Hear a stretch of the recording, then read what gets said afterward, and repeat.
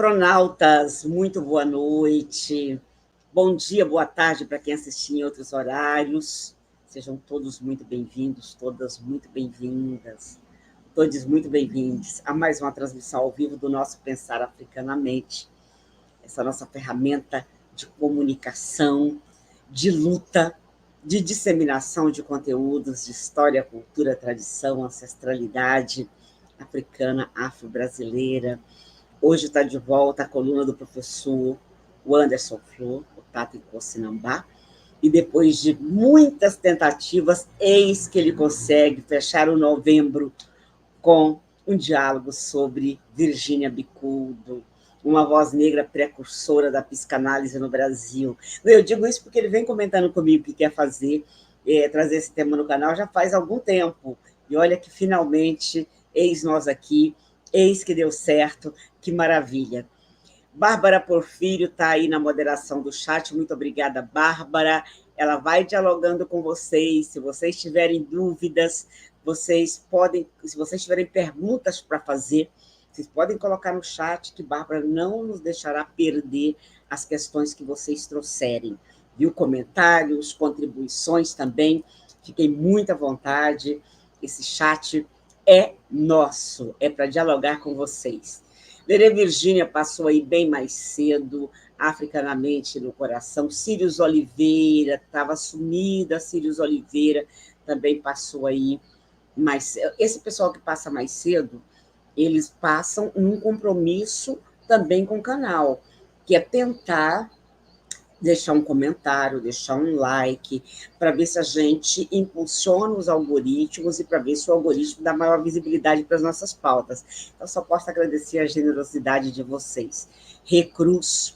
Adriano Coutinho dizendo, estou no 13º Seminário Nacional e 15º Seminário Regional sobre formação de professores e relações étnico-raciais, promovido pelo NEAB Gera, da Universidade Federal do Pará. Mas não deixo de dar um alô ao Pensar Africanamente. Muito obrigada, Adriano Coutinho, que nos acompanha lá de Ananindeua, região metropolitana de Belém do Pará. E ele dizendo, esse canal que tem contribuído com a minha formação desde o início, a qual passei a acompanhar até hoje. Sim, Adriano é daqueles nossos afronautas fidelíssimo. Se ele não puder assistir, ele vai ao vivo, ele assiste depois, ainda deixa um recadinho dizendo, não posso, mas depois eu vou assistir. Mari Noeli, dizendo, boa noite, afronautas, um espaço também de reflexões profundas. O Pensar Africanamente com este tema coopera para a manutenção de seu status e nos oferece outra noite de partilhas generosas. Leonardo Barreto, graduando em Ciências Sociais pela UESB, Vitória da Conquista, Miriam Castro, Estela Kisse, estamos começando com uma boa audiência, mas a gente pode ainda aumentar essa audiência, né? Vocês sabem que nós estamos no YouTube, estamos no Facebook. Onde você estiver, já deixa seu like, esse dedinho aí para cima, esse positivo, que também nos ajuda a impulsionar o algoritmo. Então, já deixa aí seu like, por favor. E pega o link, né, gente? Pega o link e dissemina suas redes, seus grupos, seus contatos, pessoas que você sabe que gostariam de estar aqui e que vão até te agradecer. Então, já vamos aí chamando geral para cá. Jonê Carla, dizendo que momento. Arnete Almeida, boa noite do Rio de Janeiro. Tito M, parabéns por pauta cada vez mais necessária. Carlos Teixeira, saudações a todas as pessoas afronautas. Que saudade de vocês. Estava sumido, hein, professor Carlos? Olha que bom você chegando aí de novo. Gleide, de Salvador, Bahia. Cláudia Ferreira. Gente, estamos começando com uma boa audiência e ela vai aumentando na medida em que vocês forem compartilhando. Nils Helena, Pensar Africanamente, a psicanálise é honrar quem veio antes. Virginia Bicudo, presente, saudação, professora Silvani, Luísa, professor Juan e Abraão, boa noite a toda a comunidade africanamente, muito bom. Eu já vou trazer aqui para a sala o professor Anderson Flor, seu convidado e sua convidada para o nosso diálogo de hoje. Já farei aquela apresentação resumidíssima porque são pessoas com uma trajetória imensa, e a gente resume ao máximo que pode, né? Mas aí vocês já sabem, né? Dá um pulinho no Lattes, vocês pegam toda a trajetória dessas pessoas, a trajetória que cabe no Lattes, né? Porque nem cabe tudo, então vocês encontram lá. Deixa ver. O Carlos Teixeira dizendo que ele é coordenador do AMIU e foi eleito conselheiro do Conselho Municipal Afro da cidade dele, se não me engano, é São José do Rio Preto. Falta muito espaço para ocuparmos, é verdade. É preciso ocupar todos os espaços. Por falar nisso, estão ocorrendo mobilizações para as conferências, eu digo sempre, né? Lá vamos nós conferir mais uma vez. Está tendo mobilizações para as conferências de cultura, conferências de igualdade racial, de saúde, fiquem atentas para que a gente possa também ocupar esse espaço. Muito bem, vamos lá fazer aquela apresentação resumida, então. Professor Anderson Flor, conhecidíssimo de vocês, né, gente? Mensalmente está aqui conosco, isso quando eu não convoco ele para vir outras vezes ao longo do mês. É o Tato Nkosinambá, Tato Nkice, da Inzu Indandalunda, filósofo, professor de Filosofia e Direitos Humanos na UNP. Professora Luísa Rodrigues de Oliveira, professora adjunta do Departamento de Psicologia da Universidade Federal Fluminense, doutora em Educação pela USP, professora do Programa de Pós-Graduação em Psicologia e do Programa de Pós-Graduação em Ensino de Ciências, também na Universidade Federal Fluminense. Faz parte do CEDIM, Coletivo de Intelectuais Negras e Negros do País. Professor Abraão de Oliveira Santos, psicólogo, docente no Instituto de Psicologia e no PPGP da Universidade Federal Fluminense, coordenador do QUITEMBO, Laboratório de Estudos da Subjetividade e Cultura Afro-Brasileira, onde participa da criação de uma psicologia antirracista, aterrada, contracolonial e afro-indígena. E, só repetindo e agradecendo, Bárbara Porfírio está na moderação do chat. Então, vocês fiquem à vontade para colocar seus questionamentos, que ela vai nos ajudar a não perder as questões que vocês trouxerem, as contribuições que vocês trouxerem. Professor Anderson Flor, bem-vindo de volta. Por favor, nos faça aí uma introdução a essa pauta que finalmente chegou a pensar africanamente, por gentileza. Bom, boa noite a cada uma, cada um. É uma alegria estar aqui de volta, né? Sempre com essa hospitalidade maravilhosa de Silvani e na companhia de vocês, né? Nesse debate que a gente está tentando fazer já há algum tempo, mas as coisas acontecem no tempo que tem que ser, né? Nada também problemático. E é muito interessante que a gente ainda precisa festejar, né, conseguir trazer um debate como esse a público, exatamente por conta da natureza, digamos, pouquíssimo conhecido, não é, do pensamento da nossa autora de hoje, né? Quem me conhece, quem acompanha as coisas que eu ando fazendo e ando pensando, sabe que eu tenho me aproximado cada vez mais do pensamento das autoras, das mulheres, das pensadoras, né? E a Virginia Bicudo me apareceu nessa tentativa de coletar, né, a maior quantidade possível de autoras negras brasileiras para compor mesmo os meus planos de ensino, né, para levar para a sala de aula. Acho que uma coisa importante é que a gente faça, né, com que essas autoras sejam lidas na sala de aula, que ainda é uma sala de aula branca, masculina, europeia ou estadunidense, enfim, né, isso que a gente está acostumado a ver. E a Virginia me chamou a atenção de uma maneira bastante particular, e por isso que eu queria muito ouvir, né, de duas pessoas que, de maneiras diferentes da minha, obviamente, entraram em contato com o pensamento da Virginia Leone Bicudo, né, que é o absoluto pioneirismo dela, de uma maneira bastante importante na história do pensamento social brasileiro, né? Se não fosse o nosso racismo patriarcal, o nosso patriarcado racista, né, essa seria uma autora de cabeceira da gente o tempo inteiro. Né? E é muito interessante que isso acontece, né, com muitas das nossas intelectuais negras. E eu estou na minha sala aqui na universidade, não estou arrumando as coisas, estava arrumando a minha estante. E me dei por conta que a maior parte da minha estante negra é composta de autoras.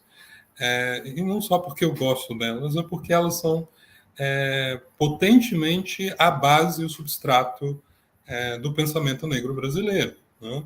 São as únicas? Não, obviamente não.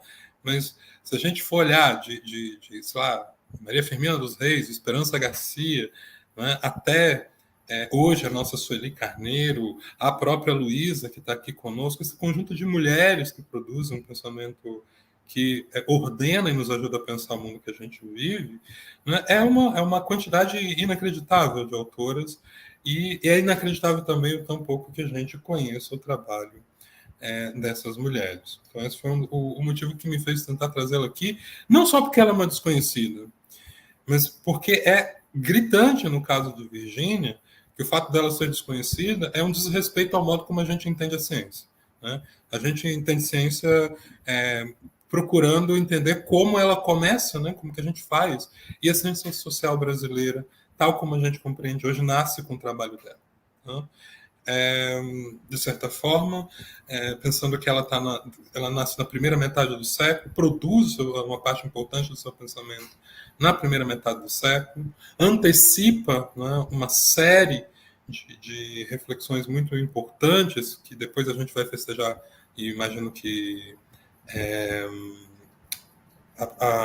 a Luísa e o Abraão devam falar sobre isso, mas que antecipam, por exemplo, dimensões que o próprio Fanon mais tarde vai trazer. Né? Ou seja, a gente não está falando de uma autora que é mais uma desconhecida na multidão. Né?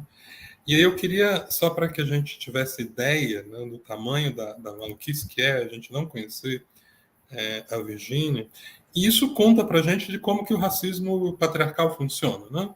Esse patriarcado racista funciona.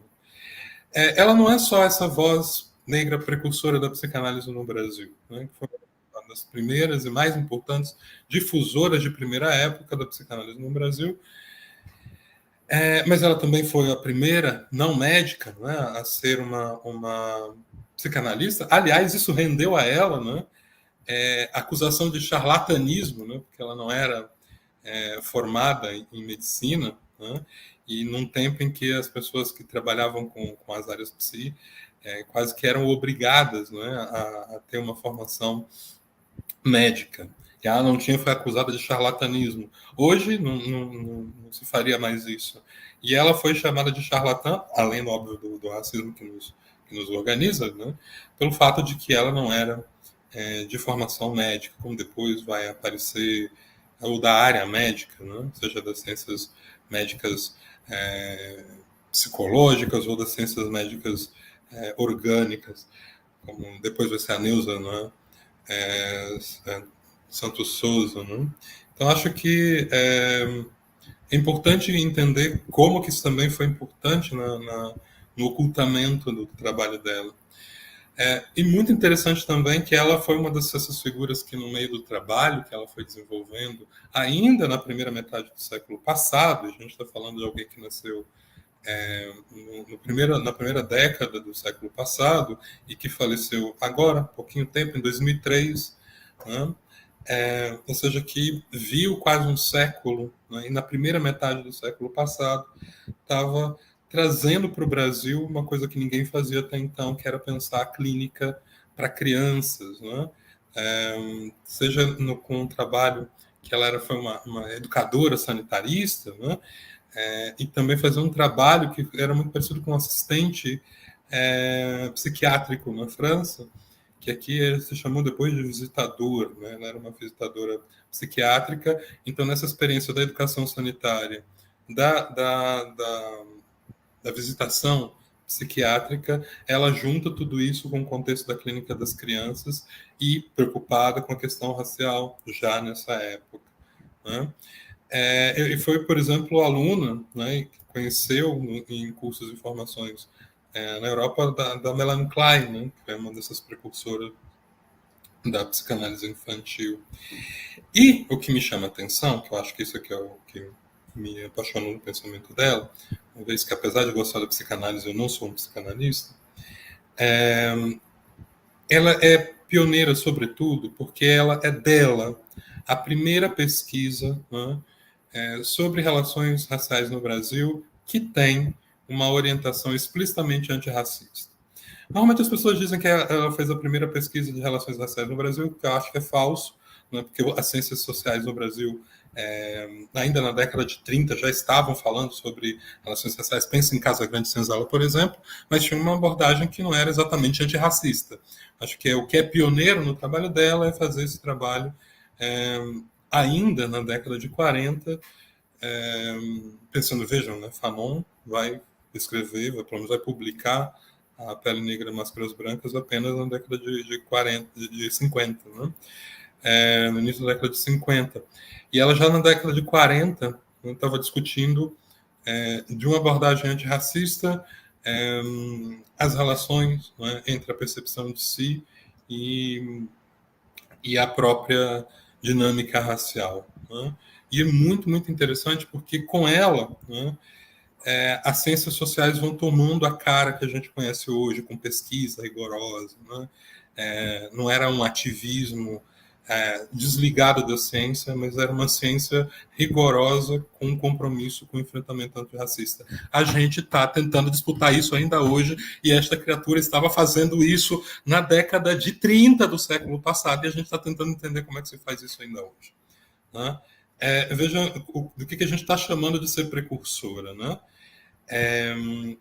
E outra coisa que eu acho muito interessante no trabalho dela, né, já me encaminhando para o final, é o modo como ela tem uma ciência calçada na escuta, né? Não só a psicanálise, por razões óbvias, mas óbvias para quem trabalha na clínica, obviamente, mas porque para a psicanálise a escuta é uma estratégia importante, central, mas para a ciência de uma maneira geral. E ela, de novo, né, fez a primeira pesquisa que teve voz escutada do movimento negro. Ela, na pesquisa, né, Estudo das Atitudes Raciais de Pretos e Mulatos em São Paulo, que foi publicada em 1945, que foi a dissertação de mestrado dela, ela entrevistou ativistas da Frente Negra Brasileira, né? Veja que a gente está falando da ciência social nascente no Brasil, né, que era racista de cabo a rabo, né? Vocês pensem, por exemplo, no trabalho, pelo menos que se hegemonizou em torno do debate sobre a identidade nacional, que negava a existência do racismo, que tem a ver com o nosso modo de ser racista, né? E ela não só desafia isso, como diz, é preciso ouvir, é preciso escutar para entender, é preciso ouvir quem está passando por situações diferentes daquela que a gente vive, né, para compreender a realidade social. E aí ela escuta nada menos, né, que a Frente Negra Brasileira, deixando para nós, legando para nós das primeiras investigações conhecidas sobre a Frente Negra Brasileira, né? E, aliás, né, se não fosse essas maluquices da gente também não entender, não lê-la, né, nós teríamos aqui um elemento muito interessante para entender esse debate, me parece impreciso e descuidado, sobre o colorismo no Brasil, porque ela está falando da distinção da experiência dos pretos e dos mulatos, que era o termo que se utilizava ainda com muita frequência na época, para pensar nos mestiços e nos pretos, ou nos retintos, e nos claros, nos negros de pele clara de sua época. Seria muito interessante que a gente revisitasse o trabalho dela para pensar em que medida, já na década de 40, para a galera que está hiperconvicta que o colorismo sempre existiu, né, de que modo que ela está organizando essas reflexões a partir da escuta. Eu acho que isso é absolutamente fundamental, né? Não está tirando de vozes da sua cabeça, ela está indo, né, para o campo, fazendo pesquisa rigorosa, cuidadosa e, sobretudo, sensível com essa noção de escuta, né? Minha gente, década de 30, década de 40, nós estamos construindo o discurso sobre a identidade nacional. nós temos um dos mais importantes nomes, inclusive, da sociologia brasileira, que é o do Gilberto Freire, defendendo essa ideia que ficou muito conhecida como lusotropicalismo, né, de que a colonização que veio de Portugal, ela foi bastante diferente da colonização que aconteceu do restante da Europa, no restante das Américas e no continente africano, né? Trazendo uma espécie de relação mais amenas entre as raças aqui, tentando mostrar uma espécie de harmonia racial provocada pelo modo como Portugal havia colonizado o Brasil, né? A gente deu outro nome para esse troço depois, foi a noção de democracia racial, né? Essa noção de democracia racial, que é uma das aparições, né, do desenvolvimento dessa ideia do lusotropicalismo do Gilberto Freire, que tem um certo essencialismo do modo como os portugueses se comportavam, e também como sobretudo as negras e as indígenas, as mulheres negras e as mulheres indígenas teriam se comportado com relação aos colonizadores, né? Montou essa ideia de uma harmonia das raças. Isso foi um discurso muito forte no início da identidade nacional, do discurso sobre a identidade nacional, e esta criatura, primeira metade do século, vai mostrar, né, que isso é uma falácia. Isso para a gente hoje é muito tranquilo, percebe? A gente tem o IPEA, a gente tem dado a dar no pau, em todo canto, você abre a janela e vê. Isso na década de 40 não era tão tranquilo, né? Seja porque não haviam dados à disposição, porque não era só uma questão de dizer o que a gente sentia, mas em produzir conhecimento a partir dessa sensação, dessa escuta, né? E ela vai mostrar, né, contra essa ideia do lusotropicalismo e do mito da democracia racial, a existência do preconceito racial, né? Ainda, né, que a gente observasse em um canto ou outro a diminuição das diferenças sociais com o fim da escravidão, né? Ela vai mostrar isso com dados. Este foi o primeiro e mais incisivo golpe que nós conseguimos dar de uma intelectual negra produzindo contra um discurso que estava se hegemonizando ainda na época, né? Esta criatura, enquanto estava lá, o Gilberto Freire está dizendo que o nosso problema não é que nós tenhamos racismo, nosso problema é que as pessoas foram escravizadas, portanto, o problema aqui é econômico, né? Ela vai dizer, mesmo quando você tem uma diminuição das diferenças econômicas e sociais, o preconceito racial se mostra, e ele se mostra, inclusive, no modo como as pessoas estão internalizando esses valores sociais. Este é, digamos, o primeiro, né, impacto. Depois a gente vai ver isso com muita força no Abdias Nascimento, na Lélia Gonzalez, na Beatriz Nascimento, hoje na Sueli Carneiro e num montão de gente, mas ela está antecipando isso de uma maneira muito, muito potente, né? Isso na metade do século, e numa ciência social que ela está construindo, porque a gente hoje, todo mundo tem um monte de categoria para fazer isso, ela não tinha. Eu estava criando, né? Isso é muito interessante em pensar que ela é precursora, porque ela não é só precursora de um tema, de ser uma pensadora negra, tentando pensar a partir da sua própria experiência na escuta, né?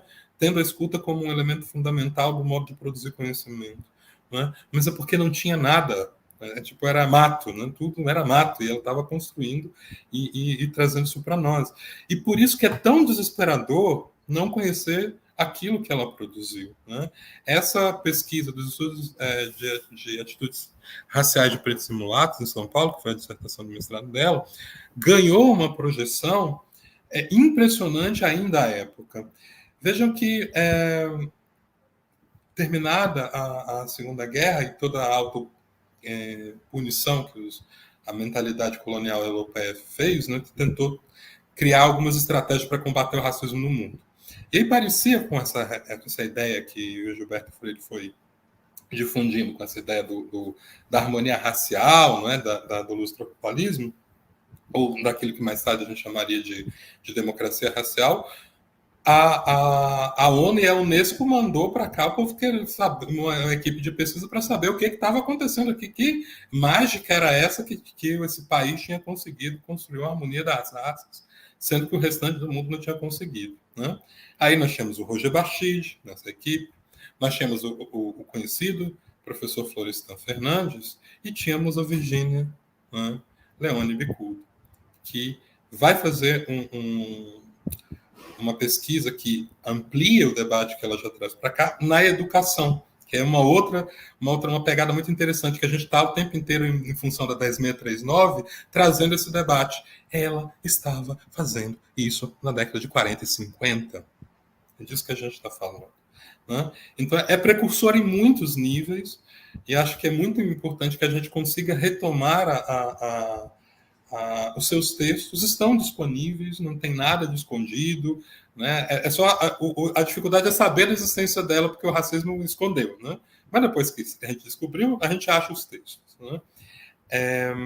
E essa é a razão pela qual, né, nós trazemos aqui duas pessoas que são bastante entusiastas do pensamento de Virginia Leone Bicudo, né, que é a professora Luísa Oliveira, o professor Abraão Santos, a quem agradeço imensamente por terem aceito, num novembro, que é essa correria imensa, né, para conversar conosco, né, sobre esta querida e potente autora que é a Virginia Bicudo, né, e que tanto alimentou o campo que vocês trabalham, né, que Luísa e Abraão trabalham. Eu sou da filosofia, né, tenho interesse diletante nessas mulheres pelas categorias que elas nos legam, né, e acho que vocês têm muito mais propriedade do que eu para trazer, pelo menos para nós, né, uma conversa sobre ela, e aí agradeço imensamente a vocês terem aceito.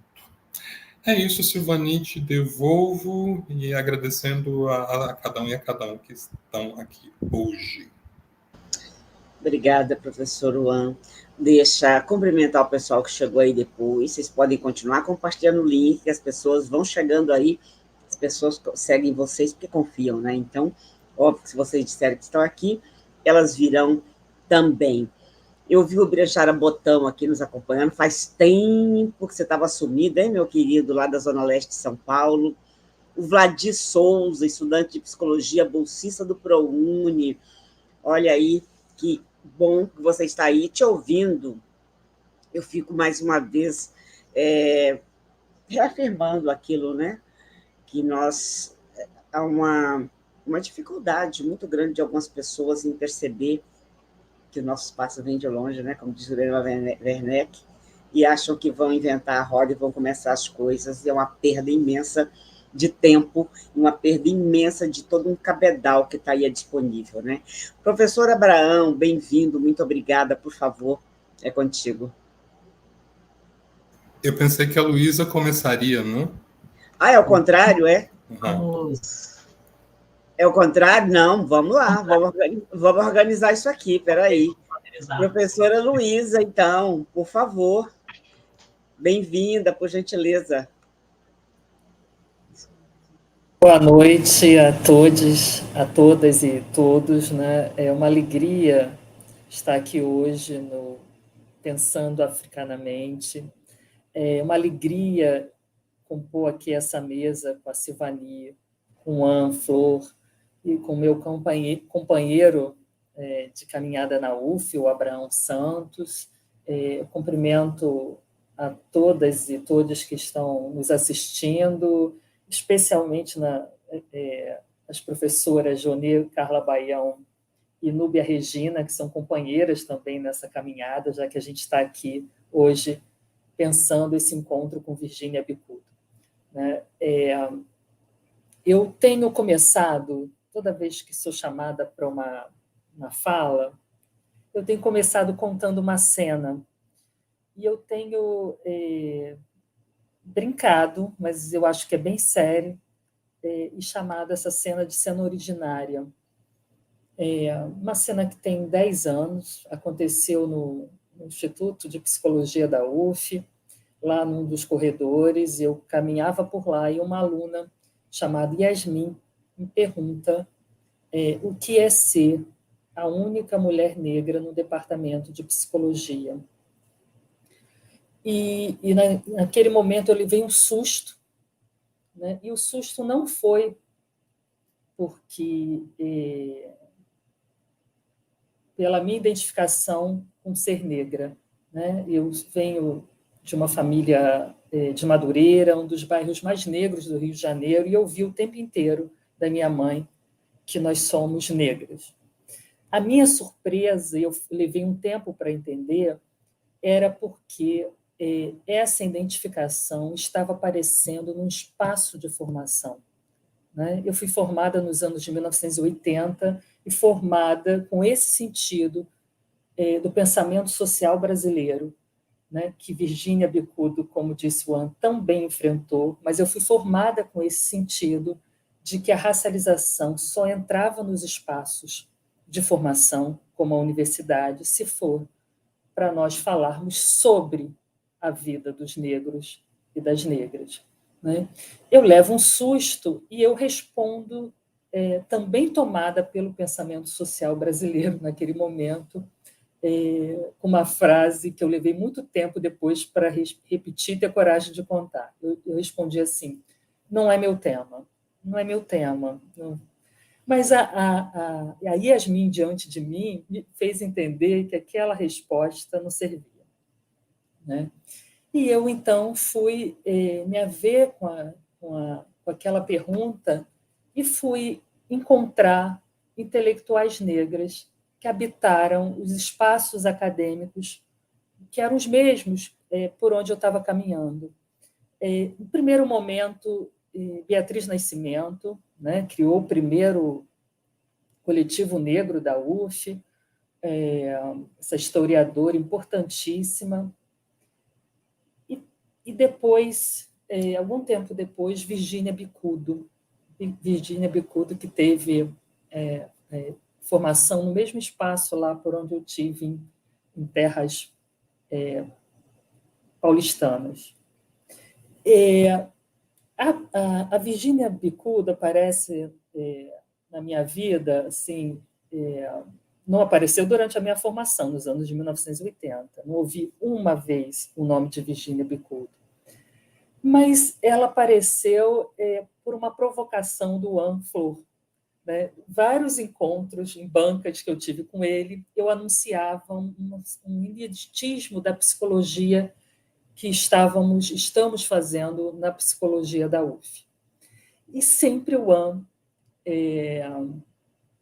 muito elegante, o An fazia a seguinte pergunta para mim: mas onde é que está a Virginia Bicudo nessa psicologia contemporânea, né? Nessa psicologia que está sendo feita diante das questões raciais? Além do An, alguns alunos e alunas também começaram a me perguntar: nossa, Luísa, a gente ouve tanto falar agora, né, que Virginia Bicudo é precursora, importante para a constituição da psicanálise no Brasil, mas a gente nunca leu um texto dela, né? A frase nós não vamos além dessa frase, né, de que ela é importante. E aí eu fui me ver com isso e também fui entender que conhecer a obra da Virginia Bicudo vem me ajudando a construir a resposta para Yasmin, de 10 anos, a pergunta feita 10 anos atrás, que não desapareceu da minha vida. Então, desse encontro com Virginia Bicudo e sobre esses ineditismos que o An já trouxe aqui, que eu vou falar, né? Tem um especificamente que eu acho que é, para mim, a inauguração de um campo psi no Brasil, mesmo ela não vindo do campo psi, né? Ela era, como o An disse, uma cientista social, mas para mim ela inaugura um campo psi que até hoje as várias psicologias brancas e europeias que a gente professa aqui negam, né? Então, eu queria falar disso e também, se houver tempo, ainda pensar com vocês e dizer para vocês como, na minha prática psi, essa conversa com Virginia Bicudo vem se dando.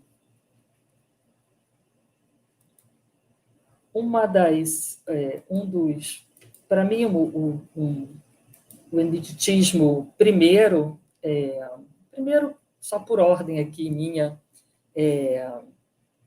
de apresentação está exatamente na dissertação de mestrado, que o An já citou aqui, Atitudes Raciais de Pretos e Mulatos em São Paulo, que é de 1945, né, pela Escola Livre de Sociologia e Política de São Paulo. Para mim, o primeiro ineditismo está no enfrentamento que ela faz à centralidade dada pelo pensamento social brasileiro à questão de classe. Né? Virginia Bicudo, ela não aceita, não é uma boa expressão, mas ela nos mostra, com os estudos que ela faz, né, que não há centralidade na questão de classe. Né? Então, assim, ela tira de cena essa ideia de que o racismo é um fenômeno, né? Um epifenômeno da condição social. Né? Que o racismo é um fenômeno da Constituição, das estruturas sociais brasileiras.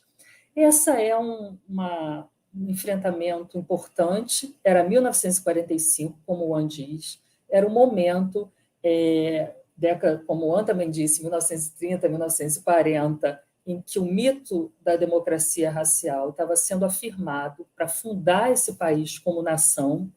Né?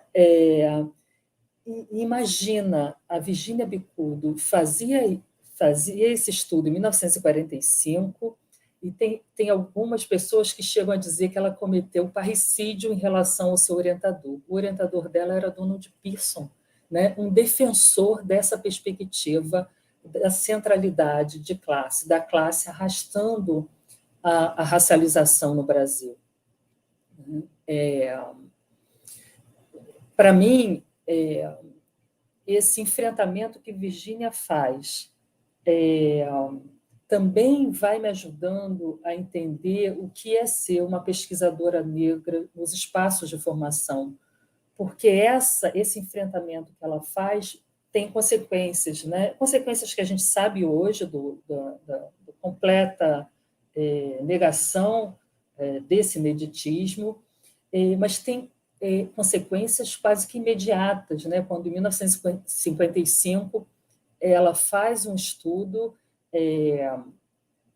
por encomenda da Roger Bastide e Florestan Fernandes, um estudo importantíssimo, que também ali tem um outro ineditismo, que ela ouve as crianças, né, como diz o An, ela vai ouvir as crianças. Então, para mim, ali, ela já anuncia um sentido de infância que não cabe em nenhuma das psicologias que nós conhecemos hoje, seja a psicologia do desenvolvimento do Piaget, do Vygotsky, né? Aquele sentido, ouvir as infâncias e não tomar a infância como uma mera etapa do desenvolvimento cognitivo é também inovação da obra da Virginia Bicudo. Uma segundo ineditismo para mim, e eu acho que nada disso está separado, está tudo junto, né? Um segundo ineditismo para mim está num posicionamento epistemológico da Virginia Bicudo, que é, ao ir ao encontro dos povos negros, né, nesse primeiro estudo, em 1945, publicado em 1945, mas que começa em 1941, que é a dissertação de mestrado dela, ela vai ao encontro dos povos negros, entrevistando pais de alunos de escolas públicas de bairros populares de São Paulo e militantes ou ex-militantes da Frente Negra Brasileira. Era 1941, a Frente Negra Brasileira já tinha sido dissolvida, né, pela ditadura do governo Vargas. É inédito, porque até aquele momento, o que nós tínhamos era a reprodução de formas de conhecimento que tomavam negras e negros como objetos. Né? Então, para mim, eu sinto um mal-estar imenso quando eu vejo a Virginia Bicudo em alguns poucos livros que trazem a história da psicologia, a questão da racialização, e quando eu vejo a Virginia Bicudo junto com Arthur Ramos, né, em tempo histórico e em metodologia. Haja vista que, sim, eles eram críticos ao eugenismo, era, assim, um momento de crítica e de desconstrução do determinismo biológico das raças na constituição do campo da psicologia social no Brasil, mas a proximidade para aí, né? Para aí, porque, diferentemente do Arthur Ramos, ela sabia, ao tomar a decisão de ouvir negras e negros, que falar sobre povos negros trazia um enfoque etnográfico que fazia, né, e faz perpetuar mistificações e estereótipos sempre úteis ao mito da democracia racial. Então, a Virgínia Bicudo, ela traz um ineditismo já por uma desconfiança do método. Imagina, para o pensamento social brasileiro, uma mulher negra interpelar o método de pesquisa, né? Vocês estão me ouvindo? Vocês me ouvem bem? Sim, estamos te ouvindo bem, professora. Tá bom.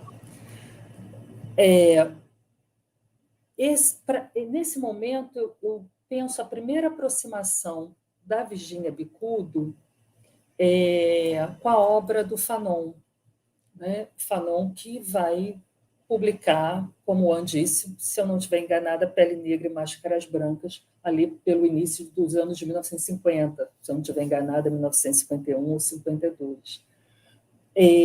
Essa é uma suspeição metodológica que poucos anos depois, como eu estou dizendo, a gente encontra em Pele Negra e Máscaras Brancas, né? O Fanon chega a dizer que é preciso deixar os métodos para os botânicos e os matemáticos, né?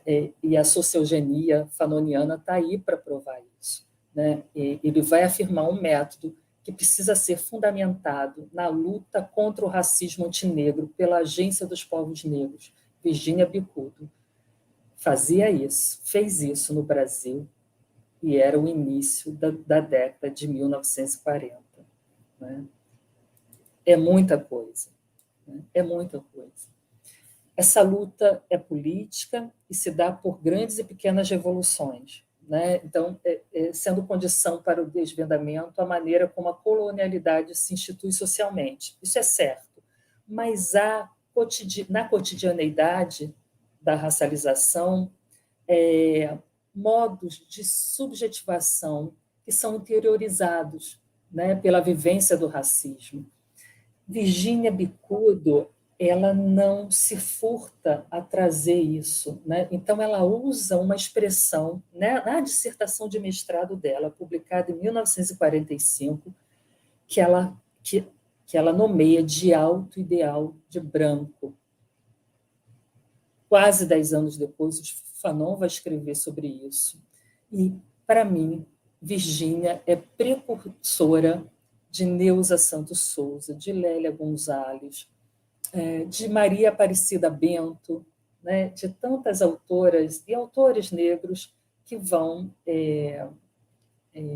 nos aproximar desse sentido da interiorização subjetiva do racismo.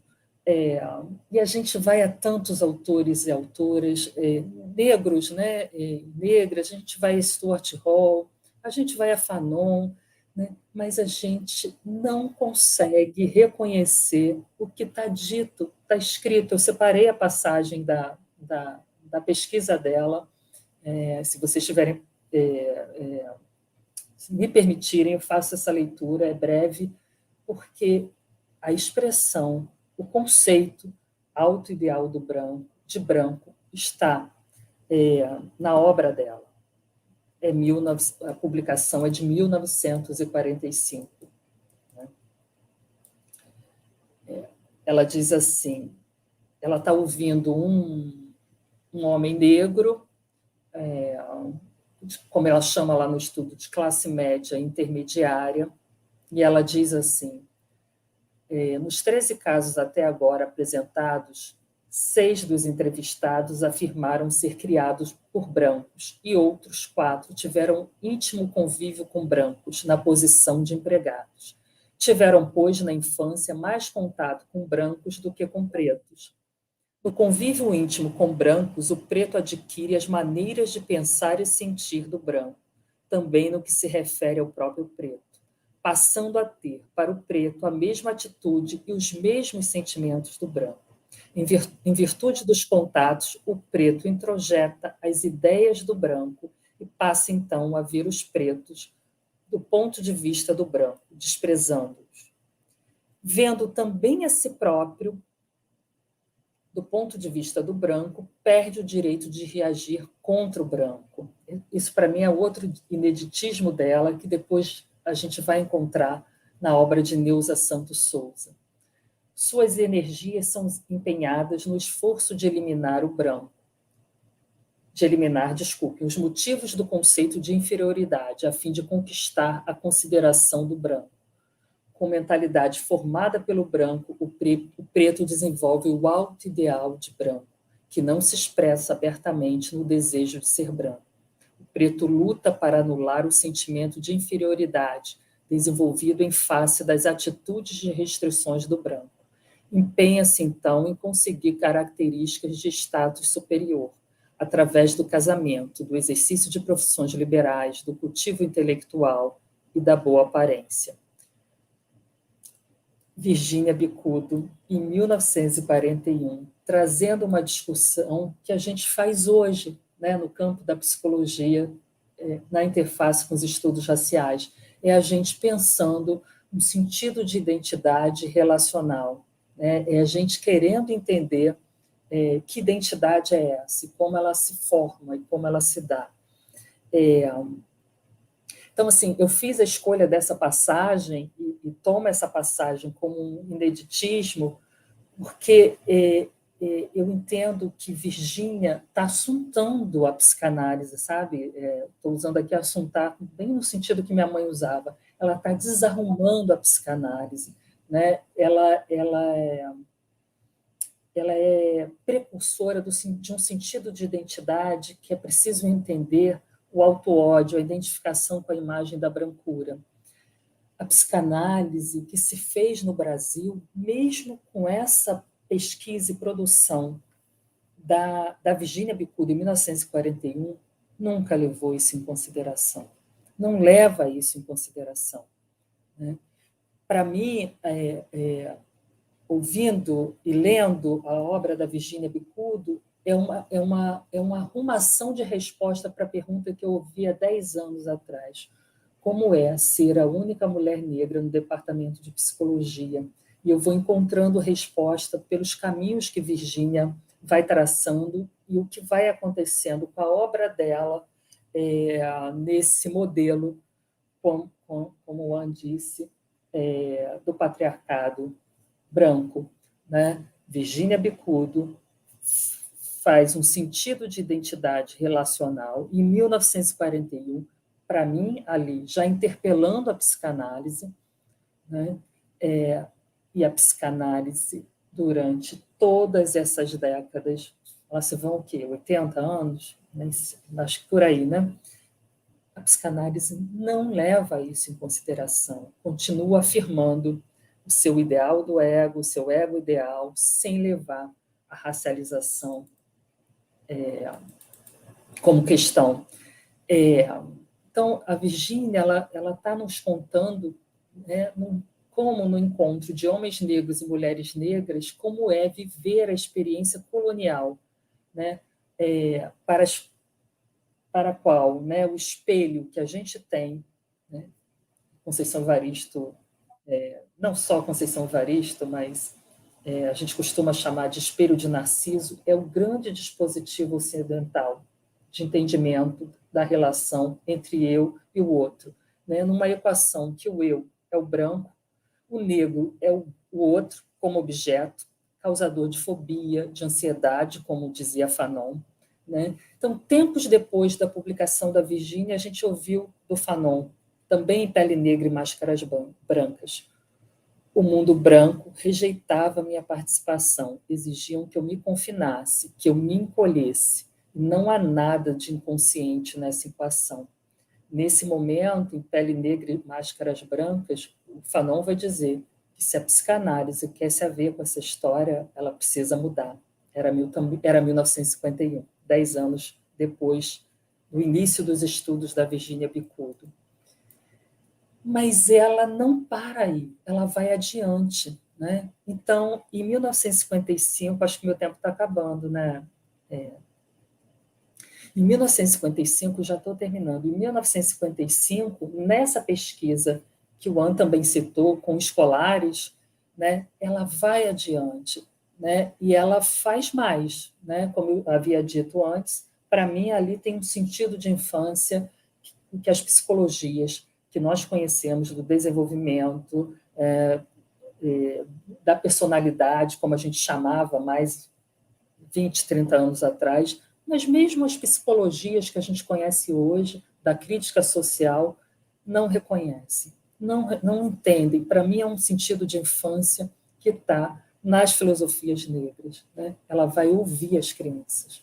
Era 1955. E o An já disse o que acontece, né? O texto dela é apresentado como se tivesse sido orientado pelo Roger Bastide e pelo Florestan Fernandes, né? E no texto de apresentação do texto dela, na obra do Roger Bastide, do Florestan Fernandes, ele é apresentado como um conjunto de documentos, protocolos de pesquisa, relatórios parciais. A pesquisa dela, de 1955, não é um conjunto de relatórios parciais, não é um protocolo de pesquisa, né? É, de novo, um documento que, em 1955, diante de uma encomenda feita, né, a Roger Bastide e Florestan Fernandes, que queria afirmar a democracia racial no Brasil, em 1955, ela enfrenta o pensamento social brasileiro, ela enfrenta um sentido... ela enfrenta a sociedade brasileira que está ali sendo formada como uma harmonia racial, né? E eu tenho caminhado com Virginia Bicudo. Quanto tempo eu tenho? Professora, você pode encaminhar para encerrar essa primeira fala, mas a gente volta com você daqui a pouco. Tá bom, tá bom. O que eu estava dizendo é que eu tenho feito também o exercício de fazer encontrar Virginia Bicudo com as minhas práticas. Uma das questões mais me preocupavam quando eu comecei a ler a obra da Virginia era assim, bom, então quem está do outro lado do espelho? Né? É um sentido de ser negro que ficou perdido lá em África, né? Ou tem aqui um sentido do que é ser negro por aqui, nas nossas vivências cotidianas. Ela dá a resposta, né, quando ela vai ao encontro das populações negras, dos povos negros. Ela está dizendo que tem um sentido que a gente encontra quando encontra os nossos.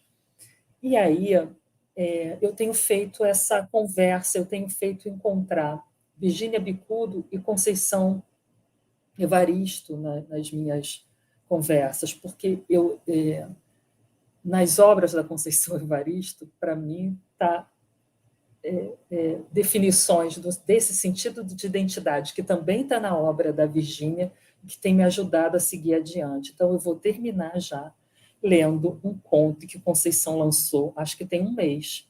Está na revista, foi publicado numa revista científica, que é Sociedade, acho que é Saúde e Sociedade. Não, Sociedade e Psicologia, acho que é isso. Daqui a pouco eu falo o nome certinho. Mas o conto é O Espelho Opaco de Sênio. Para mim, encontra um sentido de identidade relacional que está na obra da Virginia Bicudo. Vou ler uma passagem do conto, não vou ler o conto inteiro. Né? Quando Sênio se contemplou no espelho e não se viu, desesperada gritou: estou cega, estou cega. O grito que primeiramente havia retumbado dentro dela própria, foi ganhando amplidão. Ultrapassou seus próprios ouvidos, feriu sua própria escuta, fugiu das quatro paredes do seu quarto, entulhado de coisas e dores, e se espalhou pela casa. Estou cega, estou cega, estou cega. A repetição do grito bateu ríspida, ferina na audição de Beninha, que veio em socorro da mãe. Que isso, mãe? Que isso? Pare de gritar, a senhora vai incomodar os vizinhos. Estou cega, Sene repetia. Ora esfregando os olhos, ora abrindo as órbitas, como se quisesse enxergar até o infinito, sempre em desespero. Por uns instantes, Beninha se assustou também. Estaria a mãe tendo uma crise de diabetes? O açúcar alto estaria a lhe amargar a vida? E contaminada pelo desespero da mãe, alteando a voz, parecendo competir com Sene para sentir qual a potência vocal estaria nas alturas e qual em terra rasa, gritou mais alto do que a mulher cega de si, diante do espelho. Mãe Sene, a senhora está me vendo? Estou cega. Mãe Sene, olha para cá, a senhora está me vendo? Sene, esfregando os olhos, como se quisesse acordá-los de um vazio de imagens, respondeu, ainda em tom de desespero. Sim, estou te vendo. Você é Beninha, é mais do que as outras meninas, é mais do que o meu menino. Você é grande. Cresceu, você é grande como o meu tamanho. Mãe Sene, qual a cor da minha roupa? Várias cores, várias, trançadas, amarradas umas às outras, trançadas, confundidas, confusão. Você está com o vestido estampado. Sim, mãe Sene, a senhora não está cega, pois se viu como eu estou. Sossega, vá dormir, feche os olhos, descanse, assim amanhã, quando a senhora acordar, vai enxergar melhor. Quando a neta de Sene nasceu, a primeira filha de Beninha, deram-lhe o nome de Núbia. A menina cresceu rápido, juntas as três formavam uma espécie de trindade feminina. Belíssimas, a avó, a mãe e a neta pareciam um desdobramento de imagens antigas bailando no tempo. Núbia rapidinho pôs corpo de mocinha mulher, como diziam que Sene havia posto um dia. A mãe Beninha e o companheiro podiam prover a filha de afetos, condições de estudo, lazer e do que ela mais gostava, coisinhas de maquiagem. Núbia cresceu com muitos espelhos, objetos e águas, e também em histórias passadas nas quais ela podia se mirar, mesmo as dolorosas, para evitar ser flor massacrada um dia. A avó Sene se perdia feliz ao se contemplar nos espelhos da neta, todos emoldurados como um metal amarelado, a lembrar ouro. Não opacos, mas sim transparentes até o infinito. Diante dos espelhos luzidios da neta, sempre se enxergava com tanta nitidez que espichava a mão, tentando agarrar sua imagem que ficava no fundo. Núbia sorria respeitosa com a confusão da avó Sene. Sorria, sabia-se bela como a avó Sene. A mãe Beninha e a bisavó, que nunca se soube bela, a mãe Beninha é bisavó, que nunca se soube bela. A bisa Joana, que dormia nos fundos de um tempo que espelhava todos os tempos, o tempo do vivido, o do viver agora e do que iria acontecer. É assim que eu tenho caminhado com Virgínia, com Yasmin, a minha aluna, que me faz a pergunta 10 anos atrás, e eu desconfio que Virgínia Bicudo também comete parricídio em relação ao pai da psicanálise. Pois em que lógica de ideal do ego e do ego ideal cabe a ancestralidade dos povos negros? É assim que eu tenho pensado e caminhado com Virgínia Bicudo. Muito obrigada. Uau, nós é que agradecemos, professora. Que caminhada rica. Nós é que agradecemos imensamente. Deixa eu agradecer Nilza Helena e o Renato Botão pela contribuição aí para a sustentabilidade do canal. Muito obrigada. Se vocês quiserem contribuir, tem um cifrãozinho aí embaixo do chat. Fiquem à vontade. Vocês podem adquirir um super chat ou um super sticker. A gente está anotando as perguntas de vocês para voltarmos na segunda rodada, mas tem uma questão colocada aqui pelo Tito que eu não sei se eu entendi. Mas vamos ver. Jonê Carla dizendo, que reflexão. Nilza Helena, Luísa, aplausos. E vamos ouvir professor Abraão. Seja bem-vindo, professor. Agora sim, é contigo.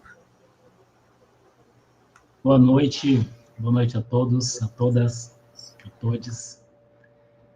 Um prazerzão estar aqui nesse momento, com Pensar Africanamente. Já agradeço aí, não é, ao canal, à organização do canal. Agradeço a Silvani por essa belíssima apresentação, mediação aí, né? Agradeço ao Anderson também pelo convite, pelo carinho aí de também nos acompanhar nesse trajeto de discussões e de debates com a psicologia, com as ciências sociais, com a história, com a filosofia, enfim, é muito grato aí. Gratidão por essa fala da Luísa, né, que Luísa Oliveira, minha parceira, minha companheira de luta ali dentro da universidade, né, coordenadora do Laboratório Oralidades. Gratidão, Luísa, pela fala, pela parceria, pela companhia nessa travessia aí que estamos fazendo nos estudos de uma psicologia que leva em conta as comunidades, né? Bom, o An e Luísa compõem comigo uma nuvem de questões, de temas, de argumentos, de metodologia, de fatos históricos, né, de pensamentos em torno desse termo da Virginia Bicudo. E por isso as nossas falas se aproximam, se encontram, tangenciam, convergem em vários momentos, né, dessa nuvem aí já colocada. É isso. A Virginia Bicudo, ela vem a mim num fluxo histórico que começa a chegar a partir do momento em que, ali dentro da universidade, nós abrimos o laboratório Kitembo, um laboratório de pesquisa. É uma abertura que se performa no Instituto de Psicologia da UF, e alguns pesquisadores, autores negros, começam a chegar ali, nesse lugar aberto, sinalizado por essa bandeira de Kitembo, que vai se enraizar na academia, ali dentro da Universidade Fluminense, Universidade Federal Fluminense, né? E essa bandeira vai indicar uma necessidade de cuidado ao pesquisar o terreiro, né? De não perder o sentido político do terreiro, do embate, né? Da luta do movimento negro. E o An é, então, uma pessoa que, na preparação da criação do Kitembo, o An é uma pessoa que faz essa indicação, né, que a questão racial ela deve vir para evitar um culturalismo quando se vai falar das práticas de cuidado dentro dos terreiros, né, e pensar, então, uma psicologia ali.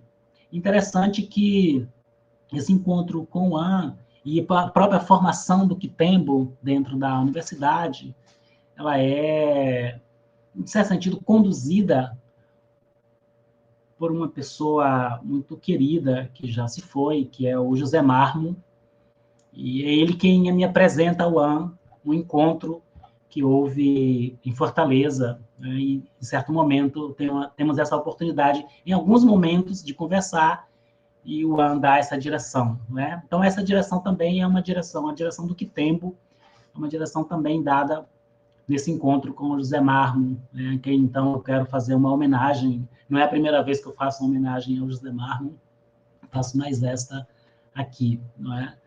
Esse momento inicial aí. Quando me vem esse chamado, né, de falar da Virginia Bicudo, inclusive, vamos dizer assim, como psicanalista, eu preciso dizer que eu não trato a Virginia Bicudo a partir de uma posição da psicanálise. A Virginia Bicudo, para mim, ela faz parte da construção de uma psicologia no Brasil. A psicologia se institucionaliza em 1962, e Virginia Bicudo estuda atitudes raciais, que não é um tema da psicanálise, mas da psicologia social, né? Em 1945, no Brasil.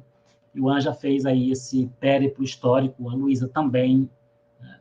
Então, não é de desejo que a Virginia Bicudo fala, não é? Que ela trata, que ela coloca em questão, não é de uma estrutura da organização psíquica, não é de um inconsciente, não é nada disso. Né? Então, a questão da Virginia Bicudo é como as pessoas vivenciam sua condição racial, assim que eu penso. E esse não é um tema psicanalítico, propriamente. Né? Combinando aí também já convergindo, né, com as questões que a Luísa também ainda trazia. O orientador de Virginia Bicudo é o Donald Pearson, que vem da escola de Chicago, onde havia um movimento importante de Black Studies, de inovação metodológica de pesquisa considerável. Né? Só para se ter uma ideia, a tese de Pearson, Brancos e Pretos na Bahia, Estudos de Contato Racial, é publicada com um prefácio de Robert Park. Nesse prefácio, a palavra diáspora é colocada pela primeira vez, se referindo à história da vida dos negros fora da África. Não é? Então, contextualizando aí quem é um pouco esse orientador da Virginia Bicudo. Só que o Donald Pearson, ele se volta para a integração do negro no Brasil, como o negro assimila a cultura do colonizador, não é? A cultura dominante. Então, a pesquisa Brancos e Pretos na Bahia, Estudos do Contato Racial, ele percebe uma harmonia social entre as raças no Brasil. Mas, justamente, não é? Virginia Bicudo, em 1945, defende sua tese na Escola Livre de Sociologia e Política, Atitudes Raciais de Pretos e Mulatos em São Paulo. E é interessante, porque esse momento, 1945, esse é um estudo que não é patrocinado pela Unesco. Os estudos da Unesco vêm em 1950, de norte a sul do país, e ressurge e traz o debate, mas ele já estava colocado aí pelos trabalhos da Virginia Bicudo. Né? Por estar no grupo do Donald Pearson, né, por sua pesquisa de mestrado, a Virginia Bicudo é chamada a participar do projeto Unesco, com Florestan Fernandes, com Roger Bastide, outras sumidades da inteligência brasileira. No relatório desse projeto, em 1955, a Virginia Bicudo publica atitudes dos alunos dos grupos escolares em relação à cor de seus colegas. Novamente, não é um tema da psicanálise, não é a metodologia psicanalítica que está ali. Não é? O que está se consolidando ali, o que está se desenvolvendo, se arrumando, é uma psicologia. Há compêndios recentes de história da psicologia, compêndios também de gente que tem uma importância dentro do campo da psicologia, que não traz nenhum rastro a respeito da Virginia Bicudo, do nome Virginia Bicudo, da história de Virginia Bicudo. Não é? E aí eu sempre pergunto assim, né, por que será, né, que a Virginia Bicudo, então, é ignorada? Eu já adianto que eu acho que tem aquele conceito de Clóvis Moura, não é, de uma tendência à fuga da realidade, da intelectualidade brasileira, e já ali colocado assim, por medo de uma aproximação dos negros, não é? Por medo de de que venha a questão, a discussão em torno sobre não só o passado escravagista, colonial, mas o próprio presente da violência do Estado. Né?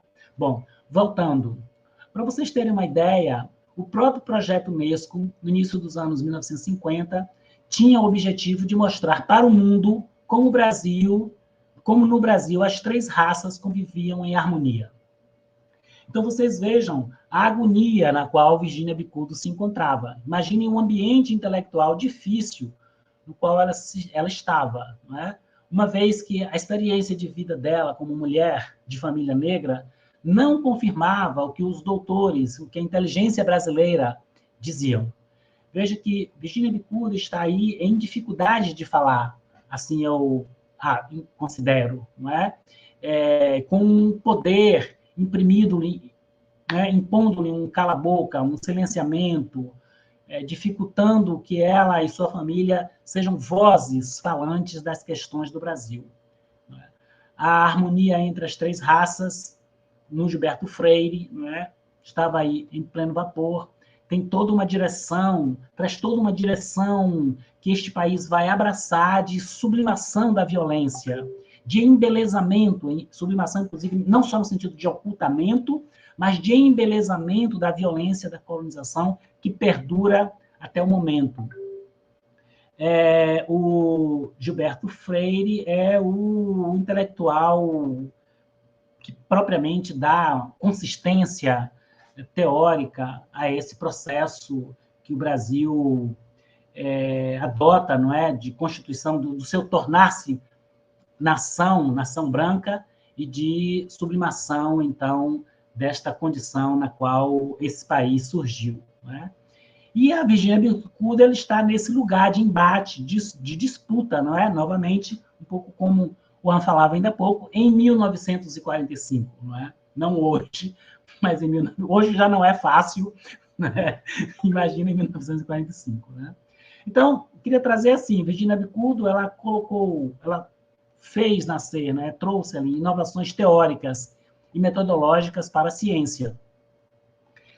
Entrevistar crianças, Luísa lembrava, Juan lembrava, não é? Escolares, os pais,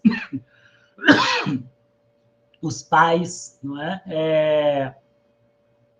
Trouxe para a pesquisa a voz de uma organização negra, trouxe para a pesquisa psicológica o ativismo negro, não é? Isso. Eu acho que isso é importante trazer, não é? Exatamente isso, não é?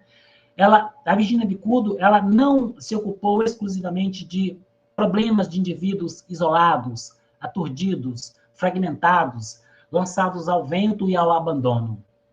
A fome, a alcoolemia, ela não estava ali tomada por um pseudo-liberalismo da sociedade de mercado, né?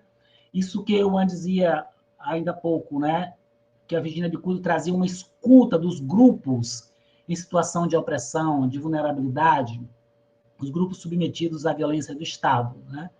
Quando Virginia Bicudo visibiliza o protagonismo negro, a Luísa também lembrava muito disso, traz isso, né?